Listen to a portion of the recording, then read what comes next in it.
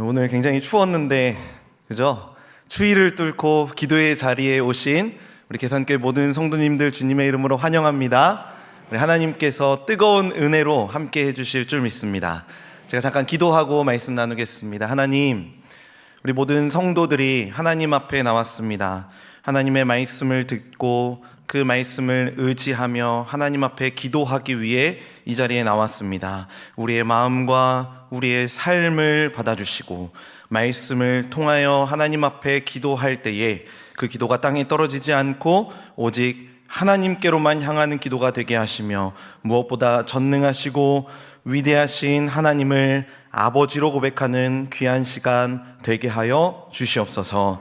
모든 영광 주님께 올려드리며 거룩하신 예수 그리스도의 이름으로 기도하옵나이다. 아멘. 제가 말씀을 시작하기 전에 사진을 하나 좀 보여드리고 말씀을 시작해 보려고 합니다. 네, 누군지 아시겠습니까? 제 둘째 딸입니다. 이 장면은 바닥에 기어다니는 개미와 대화하고 있는 장면입니다. 영상이 아니라 좀 아쉽지만 이런 대화가 진행되고 있습니다. 개미야 안녕, 나 라율이야 라고 대화하고 있습니다. 그런데 여기가 어딘지 아십니까? 동물원이었습니다. 한 작년쯤이었던 걸로 기억하는데요. 날씨가 좋아서 이 아이들을 데리고 동물원에 갔죠. 둘째 딸이 동물들을 보더라도 흥미를 못 느끼는 거예요. 동물원에 갔는데 동물을 보면서 흥미를 못 느끼는 거죠. 그러다가 바닥에 개미가 지나다니는 것을 보고 저렇게 집중했었던 겁니다. 개미보다 훨씬 큰 동물들이 얼마나 많이 있는데 고작 그 작은 개미에게 관심을 갖는 이 모습 보시면서 어떻게 느껴지십니까?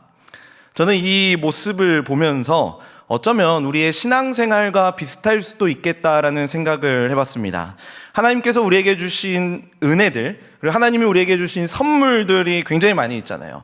우리가 2025년 마지막 금요 기도회를 하나님 앞에 올려드리고 있는데 이 한 해를 돌아보면서 하나님이 주신 은혜가 얼마나 많이 있습니까? 그리고 그 은혜로 인해서 하나님 앞에 기쁨을 고백하고 감사를 고백할 수 있는 일들이 얼마나 많이 있습니까? 그럼에도 불구하고 그러한 하나님이 주신 은혜와 기쁨에 우리의 관심을 두기보다는 우리의 관심이 온통 사소한 것, 중요하지 않은 것에 집중될 수 있겠다 싶은 거죠. 혹시 우리 성도님들은 수많은 즐길거리와 볼 것이 준비되었음에도 원래 목적을 벗어난 신앙생활을 하고 계시지는 않으십니까? 우리가 오늘 금요기도회로 이 자리에 나왔는데요, 이런 고민을 해보는 겁니다. 이 고민은 사실 저의 고민이기도 한데요, 하나님께서 이 금요기도회를 통해서 우리에게 은혜를 베풀어 주시려고, 아주 큰 은혜를 베풀어 주시려고 준비 중이신데 우리는 그 하나님의 선물보다는 눈앞에 보이는 아주 사소한 것, 그것에 마음을 빼앗기며 이 자리에 앉아 있고 계시지는 않으십니까? 만약 그렇다면 얼마나 억울합니까? 마치 오늘 이런 거죠. 저녁에 최고급 호텔에서 저녁 식사 약속이 있었는데 아침 점심을 먹지 못해서 너무 배가 고픈 거예요. 그래서 너무 배가 고파서 컵라면을 먹었습니다. 그래서 최고급 호텔에 갔음에도 불구하고 배가 불러서 아무것도 먹지 못한다면 얼마나 억울하겠습니까? 우리도 그러한 실수와 우를 범하면 안 되는 거잖아요. 어쩌면 이 기도의 자리에서, 아니 우리가 근본적으로 신앙생활을 하면서 이런 귀한 선물, 하나님이 주시는 아름다운 이 선물을 놓칠 때가 많이 있다라는 겁니다. 그래서 오늘 우리가 읽은 이 호세아의 말씀을 통해서 우리의 상태도 한번 점검해보고 다시금 우리의 시선을 내 눈앞에 있는 그 사소한 이익으로부터 하나님이 주시고자 하는 큰 선물이 무엇인지 한번 전환해 보고자 합니다. 가장 먼저 15절을 보시면 이스라엘 백성들을 향해 경고하시는데 이렇게 말씀하십니다. 우리 한번 같이 읽어볼까요? 다 같이 시작. 이스라엘아,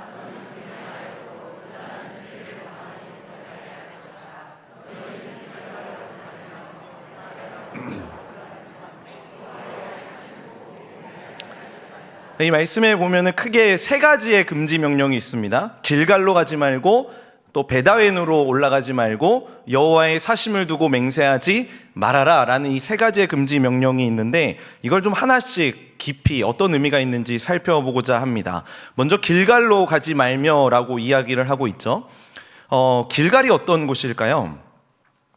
성경을 읽다 보면 길갈이라는 지명은 굉장히 자주 나타나는데요. 가장 대표적으로 길갈이라는 지역은 이스라엘을 구원하신 하나님을 만나는 장소였습니다. 여호수아 4장에 보니까 이렇게 이야기합니다. 여호수아가 요단에서 가져온 그 12돌을 어디에? 길갈에 세웠다라고 이야기하고 있죠. 이 장면은 이스라엘 백성들이 출애굽 생활을 끝내고 드디어 가나안 땅으로 들어왔을 때입니다. 요단강을 마른 땅처럼 건넜고 또 그 안에 있는 돌을 하나씩 가져와서 세워두면서 기념비를 만들었던 거죠. 이처럼 길갈은 이스라엘을 구원하신 하나님을 상징적으로라도 계속해서 만날 수 있는 장소였습니다. 그뿐만이 아니라 이 길갈에서 이스라엘 백성들이 할례를 받습니다. 그동안 광야에 있었기 때문에 할례를 받지 못했었는데, 이 이스라엘 백성들이 가나안 땅에 도착하자마자 언약의 상징이었던 할례를 받게 되었던 거죠. 그러니까 이스라엘 백성들 입장에서 길갈 하면 하나님이 만나주신 곳, 하나님이 나를 구원해 주신 곳, 이러한 상징과 이런 의미가 있는 지역이었다라는 겁니다. 여호수아 5장 9절에 보면 이런 고백이 등장합니다. 여호와께서 여호수아에게 이르시되 내가 오늘 애굽의 수치를 너희에게서 떠나가게 하였다 하셨으므로 그곳 이름을 오늘까지 길갈이라 하느니라. 애굽의 모든 수치를 날려버린 곳, 그곳이 길갈이었습니다. 하물며 우리는 우리가 태어난 지역만 가도 설레잖아요. 그죠? 내가 태어난 병원 보면은 특별하게 느껴지고. 그러니까 이스라엘 백성들에게도 이 길갈이라는 지역은 말로만 들어도, 상상만 해도 가슴 벅차는 곳이었다라는 겁니다. 아마 처음에 길갈은 정말로 하나님을 만나는 곳이었을 겁니다. 계속해서 자손들에게 길갈의 12돌을 보여주면서 봐라! 하나님이 우리 구원하셨다. 하나님이 우리를 이렇게 세워주셨고 잊지 않으시겠다라고 말씀하셨음을 이스라엘의 다음 세대들에게 계속해서 교육했었을 겁니다. 그런데 아무리 좋은 곳이라고 할지라도 그곳이 익숙해지면 처음의 의도와 처음의 의미로부터 벗어날 수밖에 없다라는 거죠. 그래서 이제는 길갈이라는 장소가 익숙해져 버립니다. 처음에는 길갈에 가면 우리를 구원하신 그 감격으로 인해서 다시 한 번 더 하나님의 약속이 리마인드 되지만, 2번, 3번, 여러 번 이곳이 익숙하게 되어버리니까 하나님이 나를 구원하신 그 감격 사라져 버렸다라는 거죠. 그런 측면에서 어쩌면 우리가 하나님 앞에 전심을 다해 기도하지 못하는 이유도 우리가 안정감을 느끼고 있기 때문일 겁니다. 때로는 오래 신앙생활에서 이 예배가 익숙합니다. 또는 말씀도 익숙합니다. 대충 이 정도 교회 다녔으면 오늘 본문을 보면, 또 제목을 보면 이런 말씀 하시겠구나 라고 예측하며 말씀을 듣습니다. 그러니까 새롭게 하나님께서 부어주시고자 하는 그 은혜에 대한 기대감이 사라지고 마는 것이죠. 그래서 저는 오늘 이 기도회가 이러한 결단으로부터 시작되는 기도의 자리가 되길 소원합니다. 하나님, 이전에 해왔던 경험으로 하나님을 만나는 것이 아니라 오늘 이 시간 나에게 필요한 그 부어주실 은혜를 사모하며 그 은혜 안에 잠기게 하여 주시옵소서. 이 기도회가 이러한 고백이 넘쳐나는 시간이 되길 간절히 소원합니다.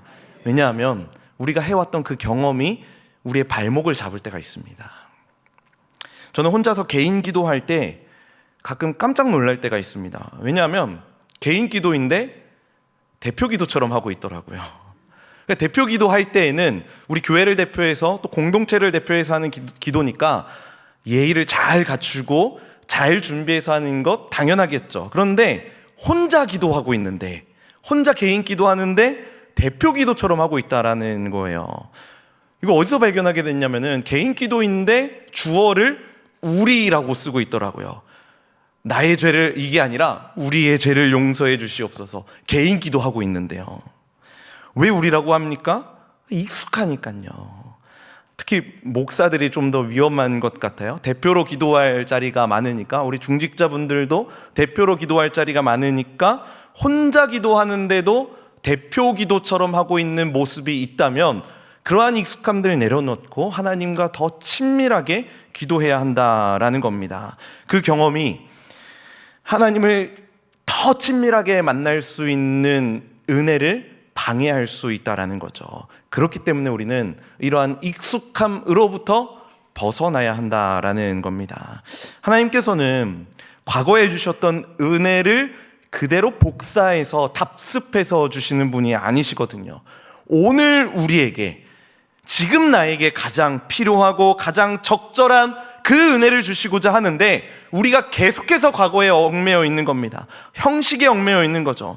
그러니까 오늘 이 시간 그 형식에 얽매여 있으면 우리에게 새롭게 부어주실 그 은혜를 향해서 나아갈 수가 없다라는 겁니다. 그래서 오늘 본문을 통해서 하나님께서는 우리에게 교훈하고 계시는 거죠.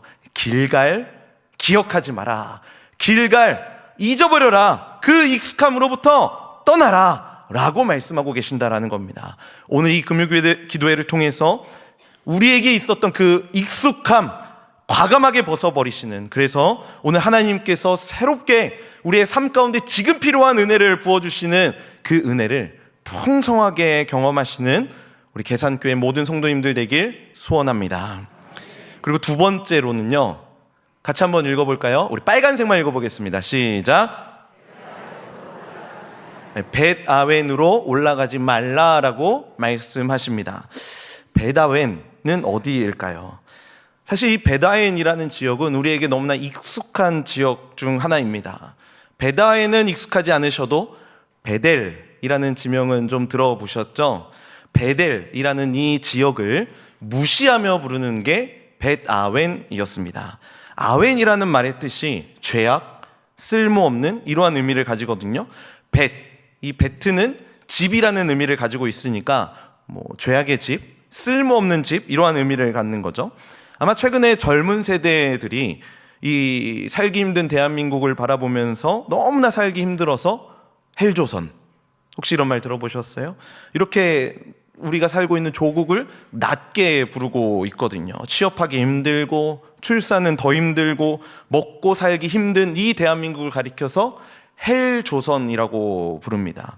아마 이것과 좀 비슷할 것 같습니다. 원래 베델이었는데 죄가 가득해서 하나님의 집이라는 의미를 가지고 있는 베델을 베델이라 부르지 못하고 죄악의 집, 쓸모없는 집이라는 의미를 가진 벳아웬이라고 부르게 되었던 거죠. 그런데 베델이 어떤 지역이었습니까? 베델도 이스라엘 역사에 있어서 굉장히 중요한 장소였습니다. 그 근거를 찾기 위해서는 창세기로 좀 가볼 필요가 있는데요. 우리 창세기 28장 18절 19절 두 절 말씀을 같이 한번 읽어보겠습니다. 야곱이 아침에 일찍이 일어나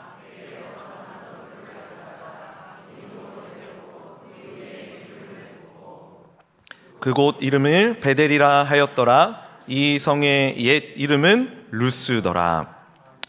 베델은 가장 대표적으로 야곱이 하나님을 만났던 장소였습니다. 꿈에서 사닥다리를 통해 하나님의 사자들이 오르락내리락 했다는 그 장소가 베델이었거든요.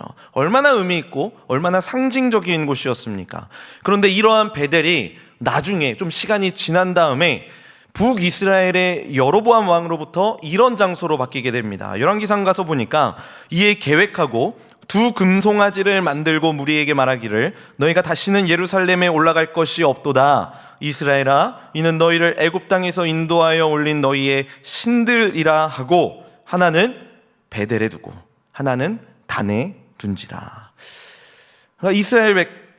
이스라엘이 남과 북으로 나뉘어질 때 북쪽에 있는 북이스라엘 백성들이 남유다에 있는 예루살렘에 가서 예배해야 하는데 그 남유다로 백성들이 예배하러 가는 거를 여로보암 왕이 두려워했던 거죠. 그래서 북쪽 지역에 예루살렘과 비슷한 예배 처소를 만들게 되었던 겁니다. 특별히 베델이라는 지역, 단이라는 곳에 자기 마음대로 단을 쌓고 거기에 금송아지를 만들어서 그것을 바라보며 백성들이 예배하게 했었던 거죠. 아니, 조금 더 정확하게 이야기하자면 우상 숭배하도록 우상숭배를 조장했었던 겁니다. 그 이후로 북이스라엘에 자리 잡은 신은 바알이었죠. 그 이유 때문에 베델이 더 이상 하나님의 집이라는 의미의 베델로 불리지 못하고 죄악의 집, 우상을 섬기는 죄악의 집, 쓸모없는 집이라는 의미로 벳아웬이라고 불리게 되었던 겁니다.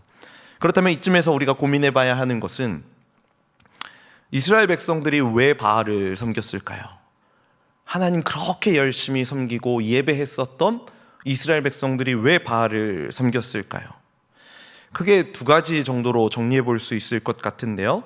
첫 번째로 이들이 바알을 섬겼던 이유는 바알은 단 한 번의 예배로 풍요를 약속했기 때문입니다. 우리 성도님들이 잘 아는 것처럼 바알은 풍요의 신이었습니다. 특히 성경에서 바알과 함께 짝으로 등장하는 여신이 있는데 아세라이죠. 바알과 아세라가 항상 세트로 등장하는데 바알은 남자신, 아세라는 여신이었습니다. 그래서 이 바알과 아세라가 성적으로 흥분하면 비가 내리게 되는 겁니다. 그러니까 이 바알과 아세라를 성적으로 흥분시키고 자극하기 위해서 그 바알의 신전에서는 음란한 행위가 계속 이어지고 있었다라는 거죠. 그런데 고대 근동에서 비는 곧 풍요를 상징하지 않겠습니까? 그 신이 한번 예배 드리면은, 그들이 원하는 대로 예배를 드리면 비를 준다고 약속하는데 단 한 번의 예배로 충분하다라는 거예요. 얼마나 쉽고 얼마나 편합니까? 그러니까 이들이 단 한 번의 그 비를 위해서, 풍요를 위해서 바알로 예배하고 바알을 섬기게 되었다라는 겁니다. 이러한 이유가 자연스럽게 두 번째로 이어지는데요. 바알은 예배를 잘 드리면 그의 삶 속에서 종교적인 어떤 모습, 윤리적인 모습을 요구하지 않는다라는 겁니다. 어떻게 살든지 관여하지 않는다라는 거죠. 내가 어떻게 살든지 상관없이 단 한 번만 예배하고 그 예배로 풍요를 약속한다면 하나님보다 매력적이지 않을까요? 제가 예전에 있었던 교회에서 한 청년을 신방하면서 그 청년과 삶을 나누는데 그 친구가 믿음이 좀 연약한 친구였습니다. 그렇게 만나서 이야기를 나누고 삶의 이야기를 듣고 있는데 저한테 자기의 지갑을 꺼내서 보여주더라고요.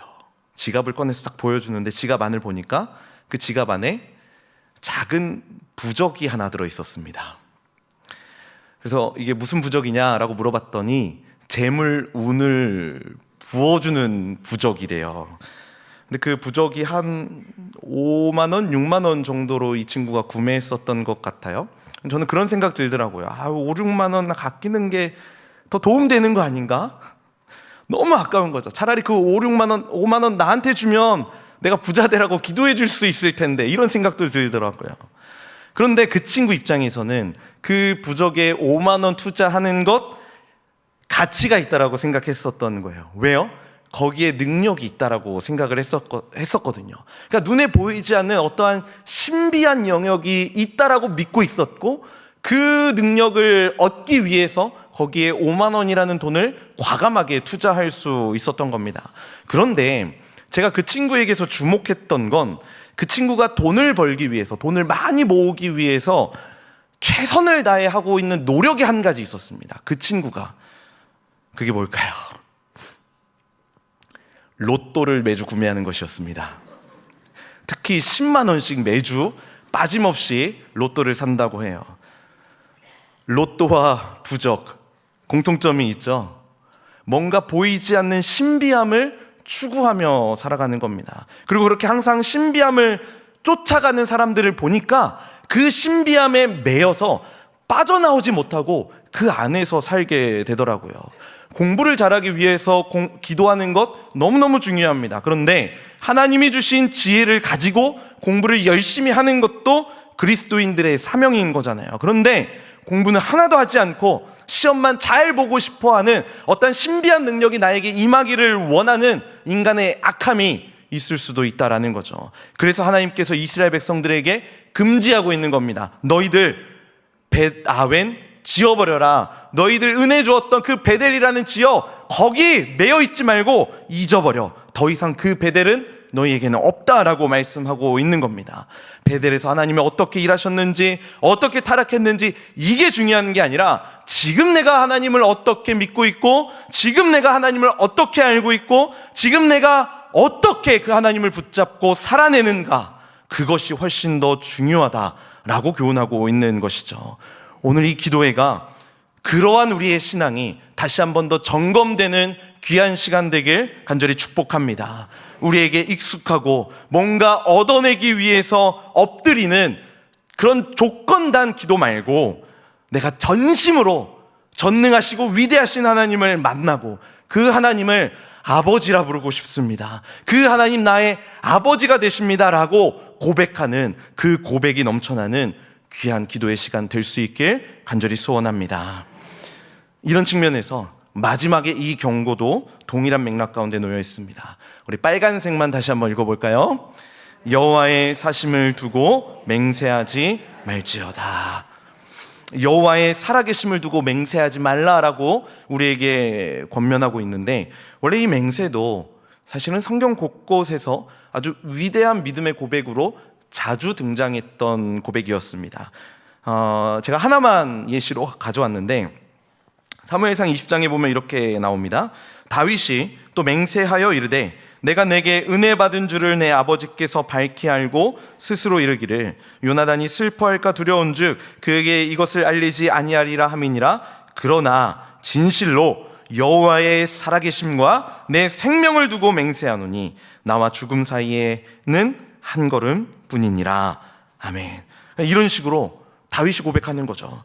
여호와의 살아계심을 두고 하는 맹세, 성경 곳곳에서 굳건한 다짐, 내가 반드시 하나님의 그 약속을 의지하며 실천하겠다라는 결단으로 등장했었다라는 겁니다. 그런데 이 귀한 고백도 타락하게 되었던 겁니다.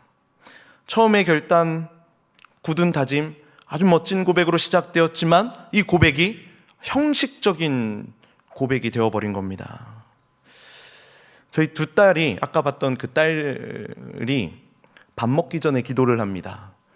어떻게 기도하냐? 날마다 우리에게 양식을 주신, 이런 기도를 하고 식사를 합니다. 둘째 딸이 처음으로 이 기도를 이제 배우고 식사 때는 기도하고 밥 먹어야 된다라는 것을 이제 인지하고 막 그렇게 기도하기 시작할 때쯤이었습니다. 이 친구가 막 손을 이렇게 꼼지락하면서 기도하는 거예요. 아까 그 개미 봤던 그 친구가 꼼지락하면서 기도하는 이 모습 보면은 얼마나 이쁩니까? 얼마나 귀엽습니까? 그래서 제가 그 모습이 너무너무 예뻐가지고 어떻게 했냐면 시도 때도 없이 시켜요. 옆에서 날마다 하면은 옆에서 따라합니다. 날마다 우리 또 한참 놀고 있다가 날마다 하면 또 따라합니다. 너무 귀여우니까 제가 노래를 부르고 그 기도 포즈를 따라하는 거죠. 근데 제가 그렇게 막 노래를 부르고 있는데 이런 생각이 드는 거예요. 여러분, 기도는 누구에게 하는 거죠? 하나님께 하는 거잖아요.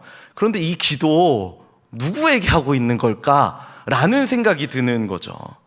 그러면서 적어도 하나님께 하는 기도는 아닌 것 같다라는 생각이 들더라고요. 그래서 그 뒤로는 좀 조심스러워졌습니다. 왜냐, 아이들도 이 기도를 잘못 인식하게 될까 봐요. 그러니까 이게 바로 원래 기도가 하나님께 해야 하는 것인데 그 처음 의도로부터 변질된 것을 가리키는 것이죠. 그런 측면에서 기독교인들이 가장 많이 하는 거짓말 중에 하나가 아유, 힘드시죠? 기도하겠습니다 라고 합니다. 우리 성도님들은 안 그러시겠지만 저는 그런 거짓말 많이 했었던 것 같아요. 형식적으로 대화하다가 이 대화를 끊고 싶어서 아이고 힘드시군요, 제가 기도하겠습니다, 이런 인사치레로 할 때가 많이 있거든요. 저도 그런 제 스스로의 모습을 보면서 좀 죄책감이 드는 거죠.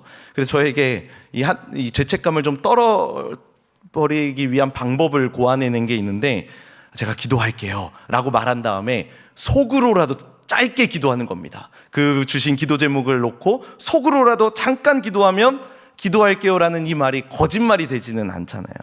제가 발버둥 치는 거죠. 하나님 앞에 정직하게 기도하기 위해서, 하나님과 교제하기 위해서 발버둥 치는 저의 작은 노력 중에 하나입니다. 저는 오늘 이 말씀을 통해서 우리 안에 형식적으로 그리고 습관적으로 굳어진 이 신앙적인 관습이 다 무너지길 소원합니다. 더 나아가서 실제적으로 우리의 삶이 변화되기를 꿈꾸면서 우리의 삶 가운데 있는 형식적이고 습관적인 그러한 모습들이 하나하나 바꾸어 나아가져가는 그러한 몸부림이 있는 귀한 결단이 있는 이 기도의 시간 되길 간절히 축복합니다. 그러니까 기도해야지 이런 허황된 결단 말고요, 진짜로 하나님 앞에 기도하셔야 하는 겁니다. 여호와의 살아계심을 두고 맹세한다라는 이 고백이 습관으로 나오는 것이 아니라 정말 나의 이 깊은 곳에서 나오는 나의 믿음의 고백, 나의 삶의 고백이 되어서 여호와의 살아계심을 두고 내가 하나님 앞에 기도합니다 라는 이 고백이 나의 삶의 고백이 되어야 한다라는 것이죠. 이러한 결단과 이러한 고백이 그래서 하나님을 기쁘시게 하는 우리 계산교회 모든 성도님들이 다 될 수 있길 우리 주님의 이름으로 간절히 축복합니다. 제가 다시 한 번 더 저희 딸 그 사진을 한 번 더 보여드리고 싶습니다. 너무 귀여워서요. 제가 이 둘째 딸이 동물원에서 동물을 보지 않고 바닥에 기어다니는 개미를 볼 때 제 마음이 어땠을까요? 동물원에 데리고 갔는데 그 비싼 입장료, 동물은 안 보고 개미를 보고 화냈을까요? 저는 이 모습을 보면서 너무나 행복했습니다. 네. 왜 그럴까요? 딸이잖아요. 그렇죠? 저는 아빠잖아요. 동물원에서 개미를 보면 어떻고 동물원에서 간식을 먹으면 어떻습니까? 아빠와 함께하는 그 시간, 아빠를 만나는 그 시간, 그거 하나면 행복한 거 아니겠습니까? 우리가 하나님 앞에 기도할 때 하나님이 우리를 보시는 모습도 이와 같지 않을까라는 생각을 해봤습니다. 오늘 형식적인 거, 습관을 따라서 이러한 이야기를 나눴는데, 저는 우리 성도님들이 하나님 앞에 이 시간 기도하며 간절히 간구할 때에 이 간절한 기도 제목이 얼마나 어떻게 이루어질지 잘 모르겠습니다. 그런데 제가 분명하게 확신할 수 있는 것 한 가지가 있습니다. 그건 하나님께서 준비해 두신 선물을 우리 아빠 되시는 하나님 앞에 기도할 때 발견할 수 있다는 겁니다. 그렇기 때문에 우리는 우리 아버지이신 하나님 앞에 기도할 때 행복할 수 있는 거죠. 우리는 그리스도인이기 때문에 기도할 때 행복할 수 있습니다. 우리 사랑하는 계산교회 성도 여러분, 기도를 잘할 수 있는 비결이 뭔지 아십니까? 지금 하는 겁니다.